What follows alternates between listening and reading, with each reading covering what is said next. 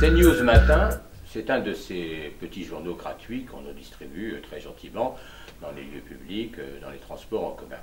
CNews Matin, c'est donc un petit journal de quelques pages où les articles ne sont pas signés, donc on ne sait pas qui sont les journalistes, on ne sait pas qui écrit, mais enfin, donc ça laisse supposer que, comme il n'y a pas de signature, pas de commentaire, au fond, CNews Matin est objectif et nous donne simplement de l'information. Bon, bien sûr, CNews Matin appartient au milliardaire Vincent Bolloré, mais Vincent Bolloré se garde bien d'apparaître personne dans ses pages. Alors, CNews Matin, hier, qui ne fait pas de politique, en toute objectivité, nous disait que la journée de mobilisation du 16, à l'appel de la CGT, de FO, d'un certain nombre d'organisations, de l'UNEF, de Solidaire, eh bien, c'était peut-être le dernier round de la grogne sociale. Alors, c'est bizarre ce terme de grogne d'ailleurs, parce que, bien sûr, littéralement, ça veut dire, ça exprime une insatisfaction collective. Enfin, en général, ce sont les animaux qui grognent, les sangliers, les chiens quand ils ne sont pas contents, les syndicalistes, bah, vraiment. Bon, mais peu importe, la grogne sociale, mais c'est le dernier round. Et en page, on nous dit, est-ce que c'est l'ultime sursaut syndical? Le sursaut syndical, c'est un peu comme à l'opéra, quand le héros est en train de mourir et qu'au dernier moment, on le croit fini, et il se relève, il dit « non, encore !» et il repart pour quelques minutes avant de s'écrouler définitivement.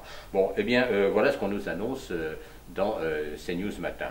Alors, on l'annonce parce que la journée n'ayant pas encore eu lieu, on ne sait évidemment pas à l'heure actuelle d'ailleurs ce qu'elle sera, mais peu importe, c'est réglé, circuler, il n'y a plus rien à voir, c'est le dernier combat syndical, avant quoi? Avant la fin de l'histoire, avant que chacun rentre chez soi en ne disant plus rien.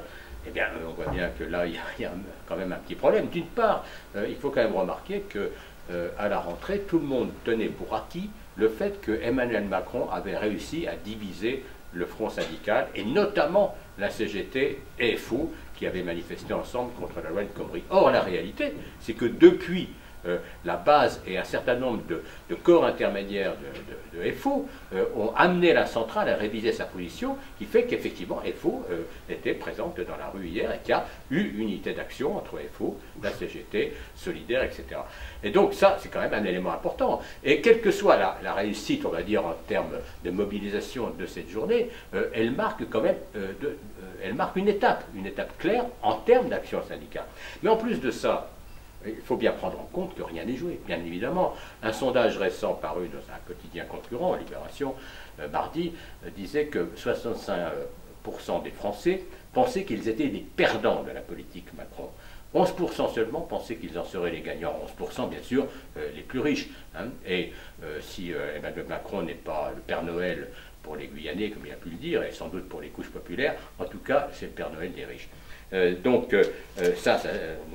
Voilà la situation. Donc rien n'est réglé. Et en plus de ça, quand la réforme du Code du travail va arriver dans les entreprises, et que les salariés vont y être confrontés, là on aura autre chose. Jacques Lacan disait le réel c'est quand on se cogne. Et bien, quand ça va cogner, le retour au réel, il est là.